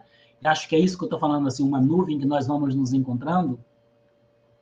Então, quando visibiliza esse protagonismo histórico, coletivo, né, ela antecipa a metodologia que Lélia Gonzalez também apresenta, a metodologia que a Beatriz Nascimento também coloca, não é? Já aí nos anos 1970, 1980. Então, esse pioneirismo importante de ser ressaltado com a Virginia Bicudo. Ela vai também na direção, não é, do martinicano Frantz Fanon, que em 1951, nas pesquisas transatlânticas do Fanon, aponta a dimensão sociogênese, né, de sociogênese do drama negro, né? Isso está bem instalado na Virginia Bicudo, não é? Assim, ela vai tramando já ali a sociogênese, né? Nesse sentido que eu estou dizendo que ela faz uso das ferramentas que a psicanálise oferece, mas não só a psicanálise, né? Por exemplo, o conceito de atitude não é um conceito da psicanálise, não é? Mas ela não está fazendo psicanálise, né? Ela está fazendo ali uma psicologia social. A Virginia ali, ela está trazendo dentro dessa sociogênese, né, que ela prepara ali o drama negro, o trauma negro, né, do sofrimento da pessoa negra, tomada pelo que eu chamo de uma desgramura, o esfacelamento da experiência subjetiva da pessoa, né? Em minha opinião, a Virginia faz nesse momento, 1945, ela faz o primeiro levantamento desse esfacelamento, dessa desgramatura, não é? Aí, lembrando do campo da psicologia, né? Dos sentimentos de dor, dos impasses, os dilemas e conflitos irredutíveis da vida das pessoas negras no Brasil, não é? A própria Virginia chama essas experiências de experiências traumáticas, não é? Eventos traumáticos. É interessante ela já trazer esse termo aí, não é? A psicologia tentou e ainda se esforça para apagar essas pesquisas, esse tipo de pesquisa que vê nas entrevistas e diz, como dizia Virginia Bicudo, os negros introjetam o ponto de vista do branco. A partir daí, isso é uma frase da Virginia Bicudo, né, na tese de 1945. Né? A partir daí, os negros desenvolvem uma experiência, essa experiência de estilhaçamento da subjetivação, não é? De ódio de si. A própria Virginia diz desse ódio de si, é um termo dela. Né? A experiência de... Isso leva a uma experiência de isolamento social, também a própria Virginia coloca esses termos, né? Como a Luísa dizia ainda há pouco, antecipando o trabalho da Neuza Santos. O medo de ser espicaçado, isso também se mostra na pesquisa da Neuza e já estava, né, presente ali na dissertação da Virginia. O medo de ser espicaçado pelo branco, não é? Na medida em que ele se desenvolve, que ascende socialmente ou que constitui seus processos de luta. Isso aparece, inclusive, também na entrevista com a Associação Negra. Não é? Isso é terrível. Quando nos vemos numa luta por epistemes e epistemologias negras na universidade, isso está acontecendo. Não é? Esses e uma série de processos psicológicos que esgotam a energia mental, o Luísa trabalhava isso também, né? Que deixa as pessoas negras tomadas de sentimento de inadequação, de deslocalização, de estar fora da gramática do estilo de vida social, né? Do estilo de vida predominante. Virginia diz que esses processos geram isolamento e sentimento de inferioridade, interferem na formação de lideranças negras, gera um desgaste cognitivo e emocional para combater o sofrimento, o sentimento interior provocado pelo preconceito de cor. Bom, assim, eu vou trazendo isso, né, e sempre repito algo, assim, quando eu trago as histórias de Virginia, também de Lélia Gonzalez, assim, né, eu acho que é preciso conclamar a leitura vagarosa, gostosa, né, por exemplo, desses dois escritos que eu citei da Virginia Bicudo. É uma pesquisa exploratória dos processos, dos mecanismos psicossociais pelos quais as pessoas negras têm sido impedidas de se realizar como pessoa, como força, não é? Para trazer aqui o sentido que eu tenho pegado, né, de força dos povos da África Central. A Virginia Bicudo, ela queria saber qual era o grau de consciência da questão racial do negro. Né? Esse é o projeto de pesquisa aí, naquele momento da vida dela. O grau de coesão, o grau de identidade, de solidariedade, de união. Ela queria saber, psicologicamente, dos problemas que o negro vivencia no Brasil. E ela faz isso com o conceito de atitudes, repetindo, né? Nessas pesquisas, ela encontra também os rastros do sentido identitário dos brancos, né? Que eu chamo de tornar-se branco. Então, é interessante captar na Virginia, já ali também, dentro desse inventário que ela faz das questões raciais no Brasil, pelo viés de uma psicologia, do identitarismo branco. Né? Por exemplo, tem uma frase que a Virginia diz assim, no trabalho de 1955, da necessidade psicológica de o branco justificar a sua discriminação com base na cor, resultou a identidade do branco com as boas qualidades e do negro com as más qualidades. Desse modo, ocultando-se e racionalizando-se as atitudes de preconceito. Interessante a Virgínia se dar conta, não é? Registrar não só o que ela chamava de preconceito, não é? De cor, o racismo, mas ela se dava conta também dos processos de dissimulação do racismo, né? Isso muito vivo nos dois trabalhos da Virgínia. E ela, em certo momento, por exemplo, em 1945, no primeiro trabalho dela, ela não se dá conta da dissimulação simplesmente pela observação. Ela se dá conta porque ela verifica isso estatisticamente. Ela tem o panorama das entrevistas, né? Mas ela faz um cálculo estatístico e diz, olha, isso aqui está aparecendo pela via da matemática, né? Eu acho isso também algo interessante, o jeito como a Virgínia Bicudo faz uso da estatística, né? Só que Virgínia Bicudo é uma mulher negra, está no Brasil, vamos dizer assim, dentro de um contexto de machismo, não é? De sexismo, de classismo, então ela foi escanteada, não é? Saber dos negros, validar que pessoas negras são capazes de conhecimento. Bom, mesmo hoje, isso só acontece em certa esfera de maior visibilidade midiática, não é? Na cozinha, onde as coisas estão se criando, se fazendo, a tentativa de ocultar o que está aparecendo, né? Uma série de intelectuais negros aí é grande, não é?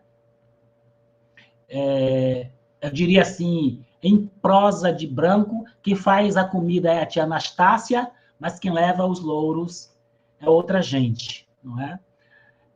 Até agora, eu penso, não é, que não foi ainda retomada a metodologia que a Virgínia Bicudo propõe. Não foram retomados os conceitos que a Virgínia Bicudo colocou, né? Não foram retomadas as categorias que ela trouxe à luz, que ela preparou, né? Eu acho que o apagamento é violento ainda, né? E vejo dentro da universidade uma resistência atroz, assim, né? Porque ainda é um espaço comandado pela branquitude, né? Então vejo uma violência atroz no sentido de evitar que essas pesquisas se desenvolvam, né? Inclusive chamando as pessoas que pesquisam esse campo de pesquisa como um campo identitário, não é? Quando é interessante, novamente, então, pegar a Virgínia Bicudo, quando a Virgínia Bicudo está vendo o seguinte, que a Virgínia Bicudo vê assim, não, os indivíduos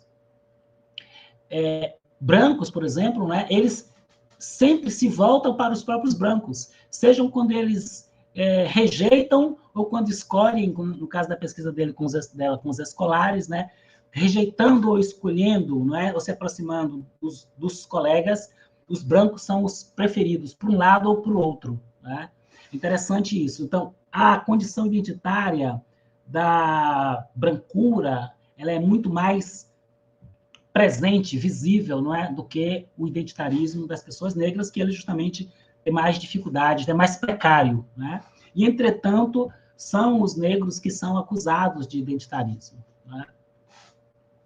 Isso aí. As pessoas negras e as pessoas mestiças, isso que trazem as pesquisas da Virgínia, né, buscam o polo branco do que o Clóvis Moura, 20 anos depois, chamou de gradiente étnico, que é um diagrama de subjetivação, um diagrama de poder, uma escala estética de organização do Brasil.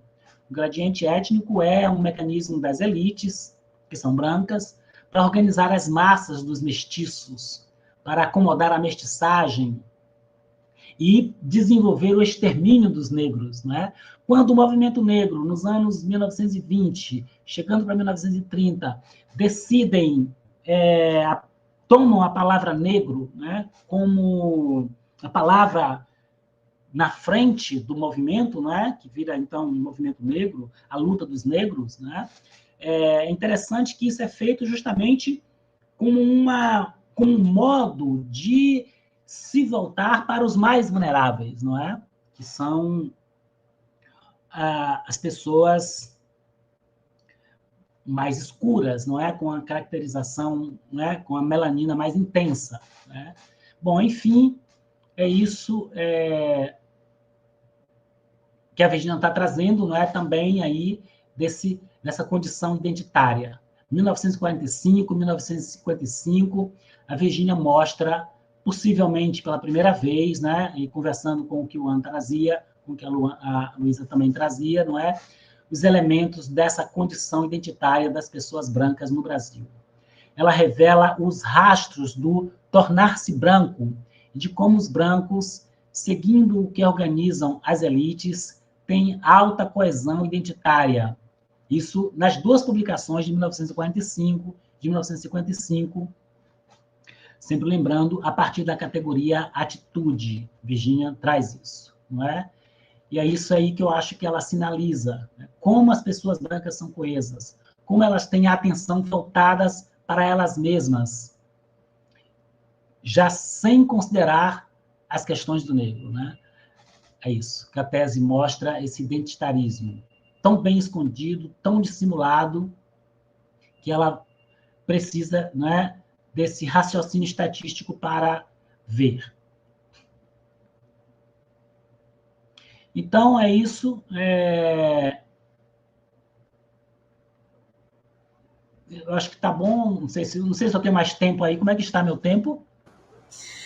Professor, pode encerrar essa primeira parte. Daqui a pouco a gente volta de novo com vocês.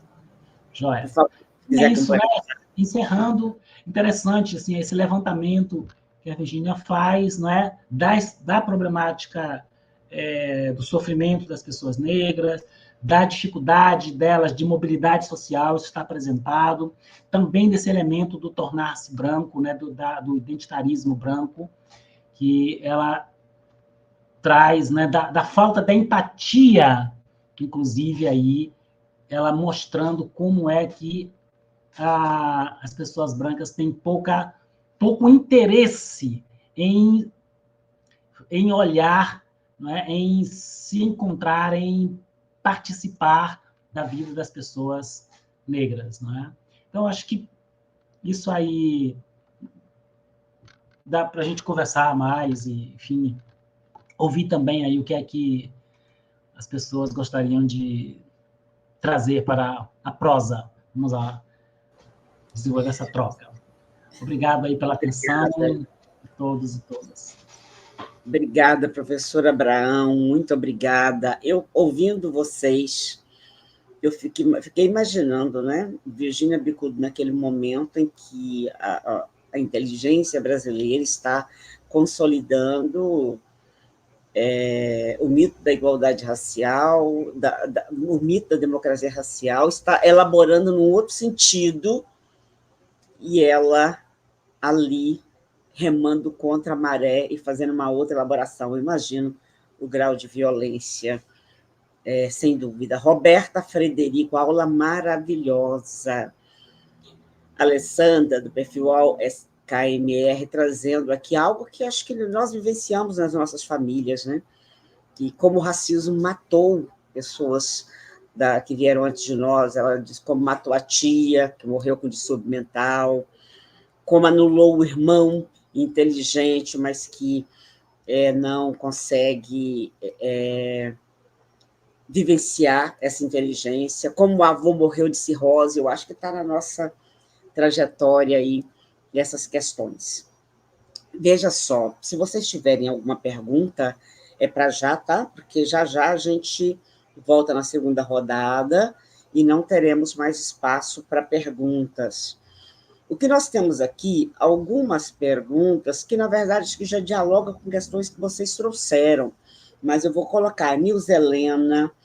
Ela pergunta por que razão não temos ainda a formação de psicanalistas de abordagem no pensamento de Virginia Bicudo, de Neuza Souza, de François Fanon, que dê conta da escuta de nossa subjetividade. De alguma forma, vocês já trouxeram um pouco disso. Sônia Maciel, lembrando que Virginia ouvia as crianças na década de 1940, 1950, perguntando quem ouve as crianças hoje. o Tito, dizendo que o saudoso Wilson Prudente, na relatoria da Comissão da Verdade da Escravidão Negra na Espanha, esteve com a filha de Franz Fanon num congresso de saúde mental. Acho que, como curiosidade, ele tá, ficou meio confusa a finalização, mas acho que ele está querendo saber sobre familiares da Virginia Bicudo, se estão aí, se estão produzindo, não sei se vocês conhecem alguma pessoa. Professor Anderson, eu vou te passar, caso você tenha alguma pergunta. Deixa ver, a Joana Dark, interlocuções riquíssimas, muitas questões para o trabalho, porém, o não querer saber da questão racial estava presente na psicologia e na psicanálise. Professor Anderson, por favor. Bom, primeiro agradecer, né? Foram duas falas incríveis, e que mostram, né, o tanto que uma pensadora do calibre de Virginia Bicudo tem, né, para oferecer. E o quanto perde o conhecimento da área psi, da educação, da sociedade brasileira quando a gente não lê, né? Não é só o racismo, isso mostra uma dimensão estupidamente brutal do racismo que faz com que a gente não se aproprie dessas ferramentas interessantíssimas que Virginia construiu. E imagine, gente, a gente já tem dificuldade de fazer isso, que a gente trabalha em rede, a gente tem muitas ferramentas colocadas, a gente tem entidades de pesquisa de intelectuais negros, né, como a BPN ou o próprio conselho que faz parte do Luísa. Então você tem uma série, né, de ferramentas que nos facilitam a vida, já dá trabalho. Você imagina o que essa criatura estava fazendo na metade do século passado, né? O quanto que a gente poderia ter aprendido e ter sofrido menos. Isso é de uma violência brutal. Eu queria perguntar especificamente para a Luísa, estou muito provocado. Tem umas questões do método que Abraão chamou a atenção, que eu achei bastante interessante. Isso talvez seja uma questão para a gente conversar, sentar. Tem uma promessa de sentar para conversar já tem um tempo, né?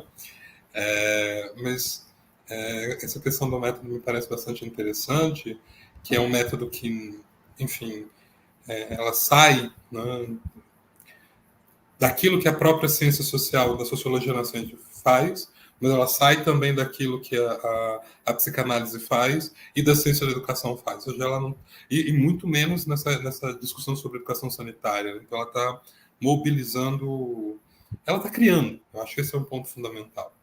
E acho que a gente não percebe também essa potência criativa metodológica que está no trabalho dela, que me parece bastante interessante. Foi uma das coisas que a Abraão falou que me chamou muita atenção. Mas eu queria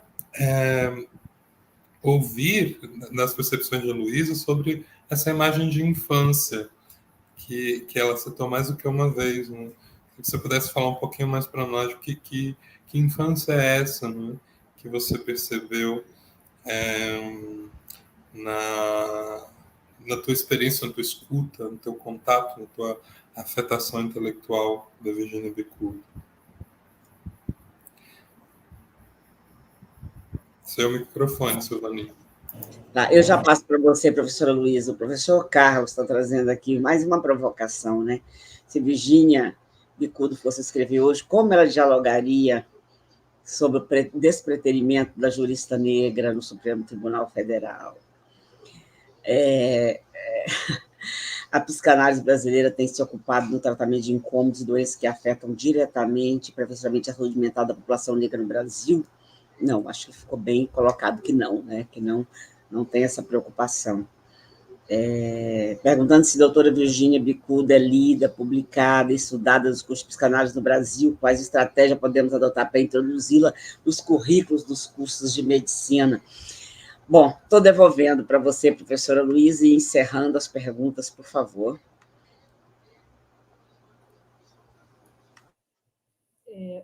Eu sempre achei que o máximo de crítica ao sentido de infância das psicologias do desenvolvimento, de onde eu venho, né, que a minha formação vem daí, eu venho desse campo, e eu sempre achei que o máximo de crítica que tinha aí eram os autores da crítica social, né? Como Vygotsky, por exemplo, né? Que traz um sentido de infância, para mim não, um sentido de infância bem diferente daquela infância que não é, né? Não é nunca. Né? A criança não é nunca, ela vai ser um dia na perspectiva desenvolvimentista. E eu levei, foram muitos anos da minha vida trabalhando com Vygotsky, até a pergunta da Yasmin. A pergunta da Yasmin muda tudo. E por que eu me surpreendo quando eu vejo em 1955 a Virgínia e ouvir as crianças?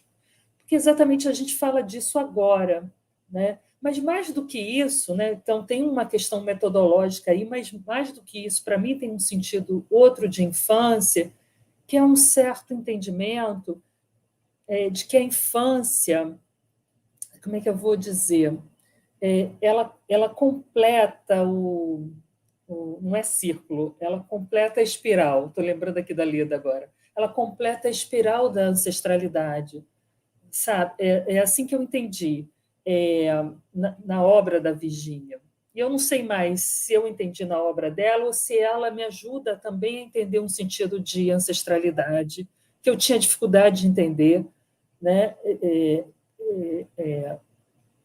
E tomava sempre a ancestralidade como algo que está perdido num passado. Então, assim, eu acho que quando ela vai ouvir as crianças, ela traz um sentido de infância e de tempo que hoje a gente estuda como algo muito inovador, mas que, para mim, está muito próximo das filosofias africanas. Não que eu conheça as filosofias africanas, né? Porque eu conheço pelos seus textos do Renato Nogueira, mas tem um sentido que é esse, assim, que a criança não vai ser um dia. Então, é por isso que ela ouve as crianças. Então, é diferente da psicologia crítica, da crítica social, que também ouve as crianças. Né? As psicologias mais críticas estão ouvindo as crianças, está ouvindo as crianças por aí. Mas é sempre um sentido de que, para enxergar algo naquela infância, para preparar aquela criança para o futuro. Né? É sempre para preparar a criança para um certo sentido de encontro com a vida. Eu não consigo falar muito bem disso, mas, para mim, na obra da Virgínia, a criança é o sentido da vida, sabe? Dá um sentido de tempo que eu não consigo verbalizar. Para mim, quando ela faz isso, ela rompe com o tempo linear, né? Então, não consigo te responder muito bem, mas, para mim, tem algo ali naquele texto de 1955 que não é só assim, eu vou lá ouvir as crianças agora, porque em 1955, né, era o auge, era o surgimento da psicologia e da psicologia desenvolvimentista. Né? Piaget estava bombando. E ela não faz isso. As leituras que ela faz, as conversas que ela faz nesse texto, não são as mesmas que Piaget faz. Né? Não são evidenciando o que tá bacana e o que tá fora do desenvolvimento. Né? Não tem ali um sentido de procurar, acho que Abraão fala disso também, de procurar o que essas teorias da carência cultural fazem. Né? Ela ali afirma a infância. Para mim é isso. Eu tenho minha vida com esse texto de 1955, no meu estágio lá, meu e do Abraão, né? Nas escolas. Nós temos mais algumas questões aqui que eu vou passar para vocês. Vocês fiquem à vontade para dialogar com aquelas que vocês considerarem que devem. Tem umas que exigiriam praticamente um tratado como resposta, portanto, vira a pauta futuramente, porque algumas são bem... Mas veja só, Roberta Federico, podemos dizer que Virgínia fez também, que o que Virgínia fez também foi psicologia educacional? Deixa eu ver. A Aparecida Nunes, que quer saber mais sobre Virginia Bicudo, sobre o quesito na psicanálise, e se ela chega a abordar as questões específicas das mulheres negras, como a solidão da mulher negra e tal. Joana Bastos. Virginia Bicudo, Lélia Gonzalez e Fanon não estariam praticando a psicanálise em extensão quando dialogam com as opressões dos excluídos e não apenas com as neuroses da classe dominante? E a Alessandra, estou dizendo que algumas perguntas exigem um tratado como resposta. Como interromper os paradigmas dos estereótipos do branquismo na mente do negro no Brasil para fazermos a revolução? Muito bem. Vamos lá, vamos dar sequência. Eu vou passar para a professora Abraão, depois, professora Luísa, eu te devolvo para você fazer suas complementações. Professora Abraão, por favor. Eu queria pegar alguma coisa desse bloco, mas do anterior também, não é? A questão, por exemplo, que a Helena coloca, por que não tem uma escola, não é? Virginia Bicudo, uma escola Neuza Santos, um estudo assim, né? Bom, assim, talvez tenha vários motivos, não é? E nesse momento eu me dou conta de duas direções que eu acho que faz com que não tenha, né, essa escola, né? Uma é o apagamento do protagonismo negro, do mesmo jeito, quer dizer assim, fazendo também uma conexão, não é, com esse apagamento das inteligências negras, das pessoas negras que são abatidas na periferia, não é? Como o João Pedro, que o pai diz, bom, meu filho queria ser médico, matemático, físico, né? Então, eles são abatidos, e no campo intelectual também são abatidos de outro jeito, não é? Tirou lá o relatório da Virginia Bicudo, não colocou, enfim, aquilo vai perder o interesse, vira militância, né? Esse tema que traria a problemática dessa sociedade, de como ela trata as pessoas pretas historicamente, não é? Do ponto de vista mesmo das discussões de classe, de raça, elas tendem, é isso que eu acho que produz uma fuga da realidade, não é? Então, esse apagamento, não é? Por exemplo, eu acho que ele é um dos motivos. Mas eu acho que tem outro, que eu me dou conta também, justamente a partir do trabalho da Virginia Bicudo, mas também da Lélia Gonzalez, ou da Beatriz Nascimento, ou de outras. É interessante pegar, por exemplo, Virginia Bicudo e Neuza Santos, não é? Assim, porque elas estão dentro de um campo, tanto com relação ao conceito de atitude da psicologia social dos anos 1940, como a psicanálise, né, que ela junta as duas coisas, mas é interessante, ela não faz psicanálise. Então, é interessante a gente se perguntar o que é que ela está fazendo, né? Um pouco da questão que o Juan traz com relação ao método. O que é que ela está fazendo, se não é psicanálise, não é? Quer dizer assim, o que é essa inovação? Não é? Eu acho que essa inovação, não é? Ela é recusada. A ideia de que há uma inteligência negra produzindo, criando conhecimento, eu acho que ela é pesadamente recusada na nossa sociedade, não é? Entre outros motivos, novamente, tanto por causa do apagamento, mas também por uma circunstância seguinte, não é? Ela vai numa direção que não é exatamente a direção do liberalismo, não é? Do fortalecimento das instituições do conhecimento. Ela demanda um outro tipo, por exemplo, então a Virginia Bicudo, quando ela vai ao movimento negro, não é? Às agências negras, ela demanda um outro tipo de conhecimento, né? Porque é interessante, né? Você tem todo. Como é que a psicologia faz conhecimento? Ela entrevista indivíduos, não é? Quando são crianças, mas são crianças objeto, não são crianças sujeito, não são crianças em seu estado pleno de existência, não é? São crianças minorizadas, não é? Tornadas ínfãs. Então, eu acho que o que a Virginia Bicudo lança, o que a Neuza também lança, muito dentro da psicanálise, mas ainda assim dando salto para fora do iluminismo, para fora do individualismo, quando ela salienta a condição da família, a condição dos antepassados, da ancestralidade, não é? Eu acho que indica caminhos de pesquisas que são ainda agora radicalmente novos dentro da psicologia e dentro das ciências sociais. Então, eu acho que esse é alguns sentidos que eu acho que faz com que não tenhamos uma escola, não é? Mesmo atualmente, que muito desse foco grosso, não é, da questão racial, por exemplo, vamos chamar assim, dentro da psicologia, vou tratar mais aqui dentro, não é?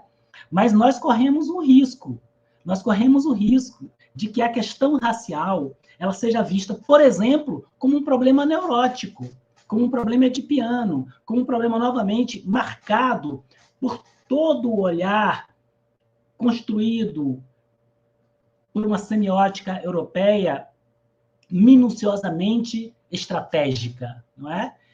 Esse é um risco que a gente corre de fazer esse tipo de leitura, né? A leitura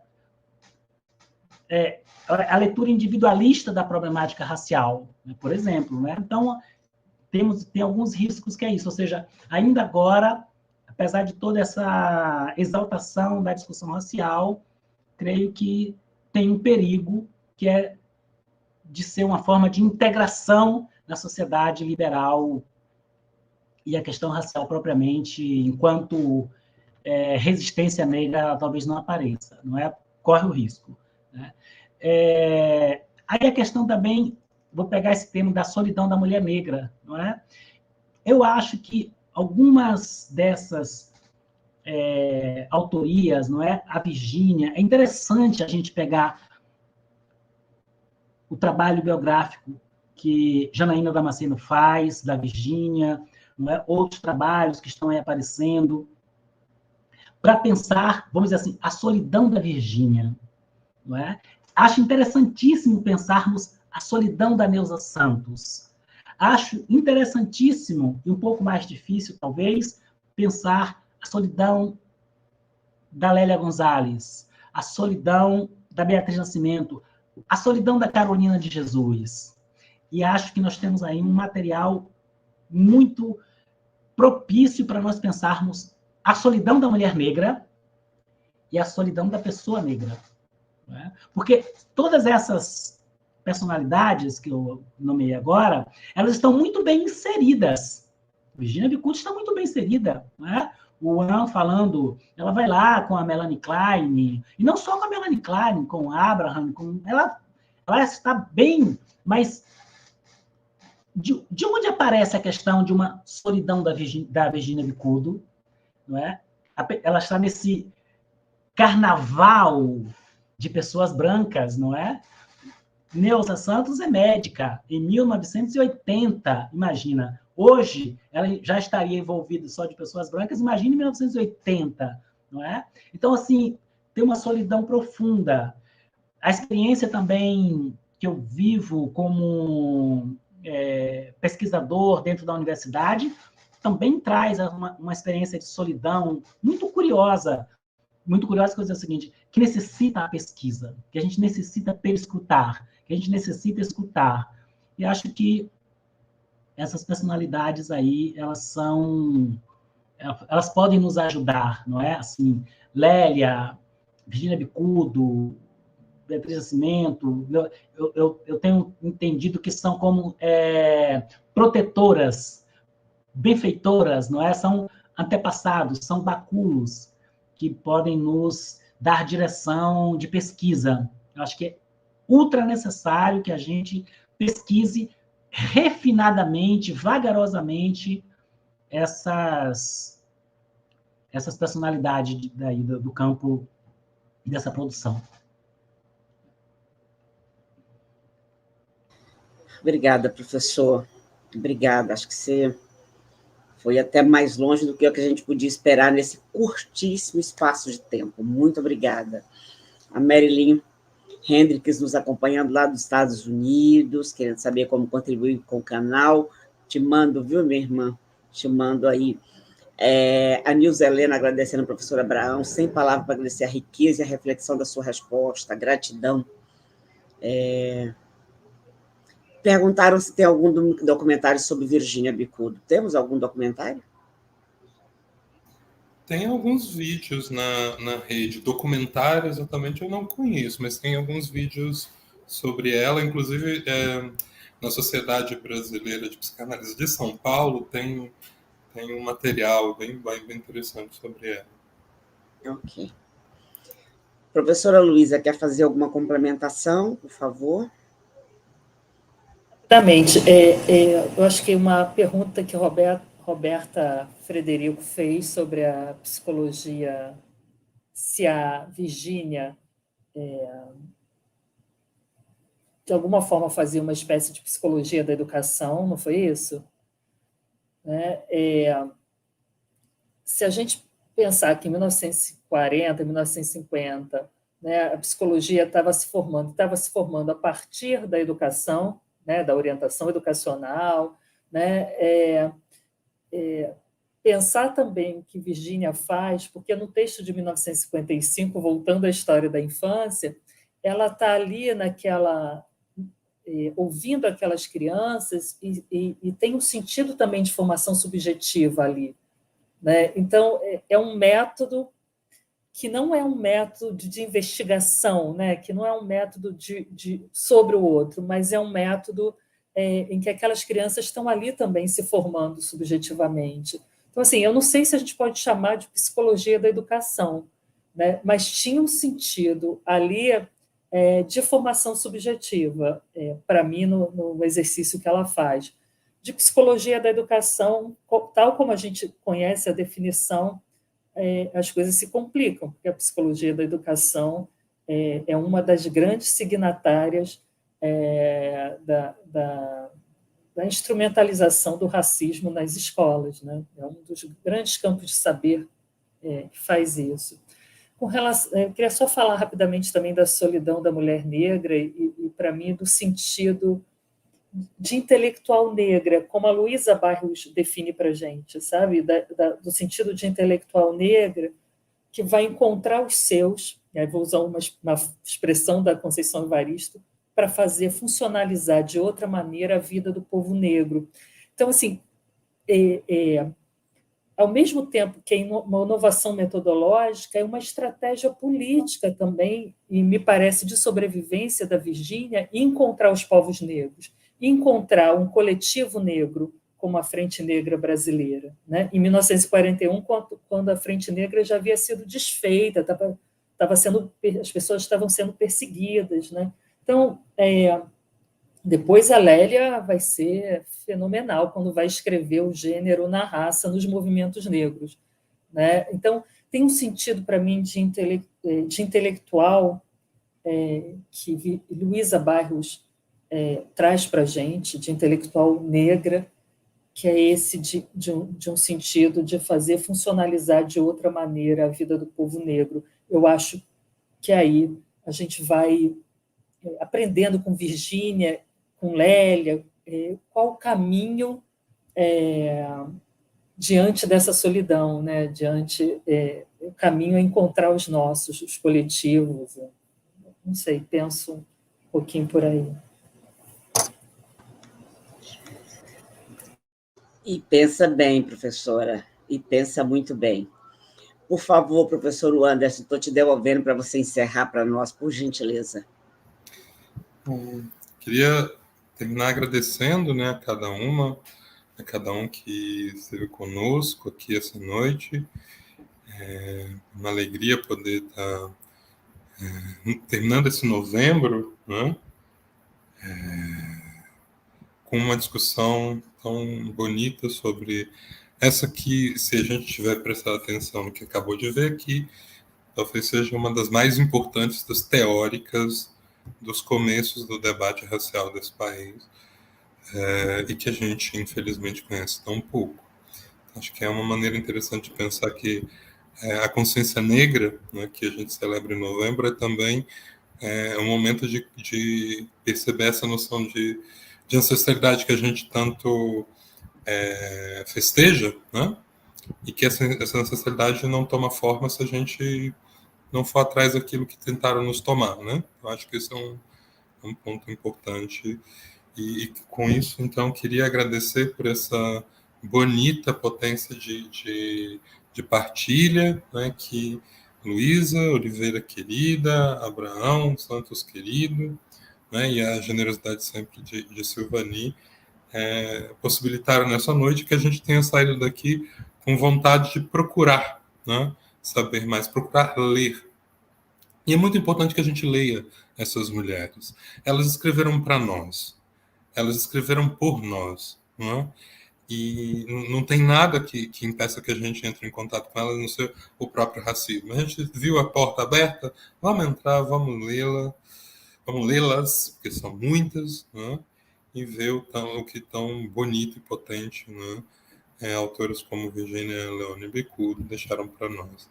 Obrigado, Luísa, obrigado, Abraão, obrigado, Silvani. E isso eu queria, inclusive, depois fazer em off um convite à Luísa, porque tem uma questão sobre a infância que me interessa muito, que você me trouxe coisas bacanas para pensar. É isso, minha gente. Um grande abraço a vocês. Nossa, gente, como alguém escreveu aí, que aulão!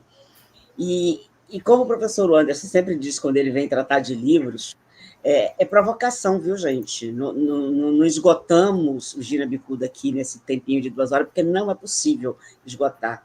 Então, vamos procurar o material e vamos ler, e vamos investigar, e vamos compartilhar, e fazer com que o pensamento de Virginia Bicudo vá mais longe, chega aos nossos e às nossas, que carecem de conhecer essas pessoas. Então, é uma provocação, tá?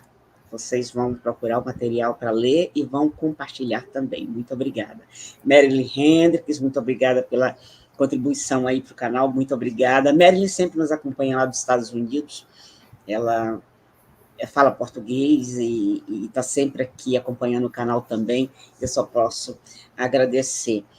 Professor Abraão, professora Luísa, professor Anderson Flor, muitíssimo obrigada. Bárbara Porfírio, muitíssimo obrigada.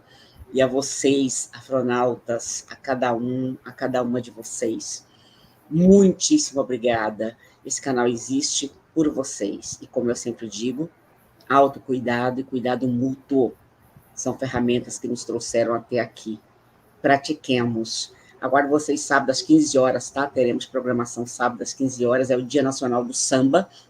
Eu sei que muita gente vai para a rua, mas para quem não for para a rua, a gente vai conversar aqui um pouquinho também sobre samba. Então, sábado às 14 horas estaremos aqui. Grande abraço e até sábado às 15 horas.